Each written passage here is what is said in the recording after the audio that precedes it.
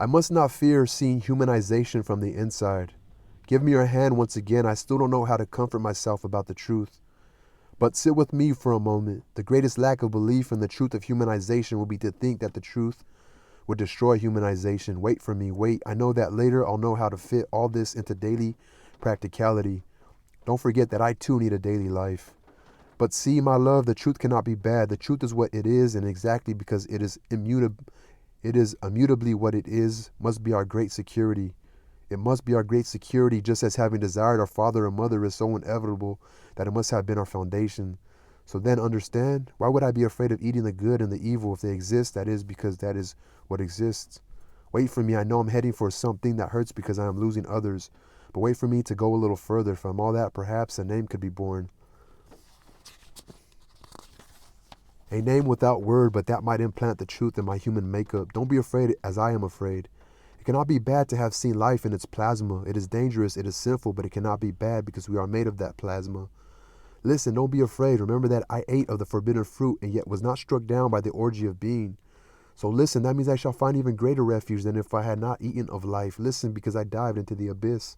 I started to love the abyss of which I am made. Identity can be dangerous because of the intense pleasure that could become mere pleasure, but now I'm accepting, loving the thing. And it's not dangerous. I swear it's not dangerous, since the state of grace exists permanently. We are always saved. All the world is in a state of grace. A person is only struck down by sweetness when realizing that we are in grace. The gift is feeling that we are in grace, and few risk recognizing that within themselves. But there was no danger of perdition. I know now the state of grace is inherent. Listen, I was only used to transcending. Hope for me was postponement. I never let my soul free and had quickly organized myself as a person because it is too risky to lose the form. But I now see what was really happening to me. I had so little faith that I had invented merely the future. I believed so little in whatever exists that I was delaying the present for a promise and for a future. But now I discover that one doesn't even need hope. It's much more serious. I know I am once again meddling with danger and should shut up to myself. One shouldn't say that hope is not necessary because that could transform itself, since I am weak, into a destructive weapon, and for yourself into a useful weapon of destruction. You cannot understand that dispensing with hope really means action and today. No, it is not destructive. Wait, let me understand us. It is a forbidden subject, not because it is bad, but because we risk ourselves.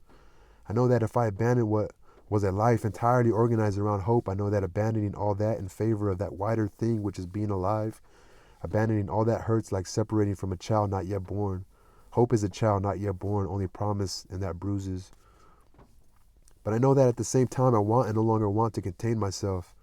It's like death throes. Something in death wants to break free and yet fears letting go of the safety of the body. I know it is dangerous to speak of the lack of hope, but listen, a deep alchemy is happening in me, and it was in the fire of hell that it was forged, and that gives me the greatest right to err. Listen, without fright and without suffering, the neutral of God is so great and vital that I, unable to stand the cell of the God, I had humanized it. I know it is horribly dangerous to discover now that the God has the power of the impersonal, because I know, that it's as if that meant the destruction of the plea. And it is as if the future stopped coming to exist, and we cannot. We are needy. But listen for a moment. I'm not speaking of the future. I'm speaking of a permanent present, and that means that hope does not exist because it is no longer a postponed future. It is today because the God does not promise. He is much greater than that. He is and never stops being. We are the ones who cannot stand this always present light. And so we promise it for later just in order not to feel it today, right this very minute. The present is the face today of the God. The horror is that we know that we see God in life itself. It is with our eyes fully open that we see God. And if I postpone the face of reality until after my death, it's out of guile, because I prefer to be dead when it is time to see him. And that way, I think I shall not really see him, just as I only have the courage to really dream when I sleep. I know that what I am feeling is serious and could destroy me, because it is like giving myself the news that the kingdom of heaven already is. I don't want the kingdom of heaven. I don't want it. All I can stand is the promise of it. The news I am getting from myself sounds cataclysmic to me, and once again nearly demonic. But it is only out of fear. It is fear, since relinquishing hope means that I shall have to start living and not just promise myself life. And this is the greatest fright I can have. I used to hope, but the God is today. His kingdom already began. And this kingdom I love is also of this world. I do not have the courage to stop being a promise. And I was promising myself like an adult who lacks the courage to see she is already an adult and keeps promising herself maturity. And so I was realizing that the divine promise of life is already being honored, and that it always was. Before, only once in a while, I was reminded in an instantaneous and immediately shunned vision that the promise is not only for the future, it is yesterday, and it is permanently today. But that was shocking to me. I prefer to keep asking without the courage to already have. And I do, I always will. All I have to do is need, and I have needing. And I do, I always will. All I have to do is need, and I have. Needing never ends, since needing is inherent to my neutral.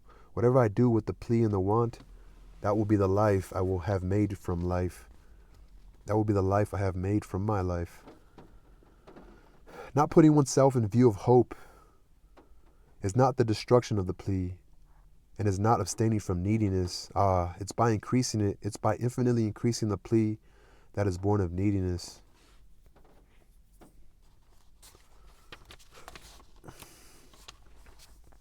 She's very smart, very emotional, just really thinks really deep emotionally. Maybe I'm making excuses for the fact I don't really understand what she's talking about. Again, I'm just a fucking tool to read, I guess.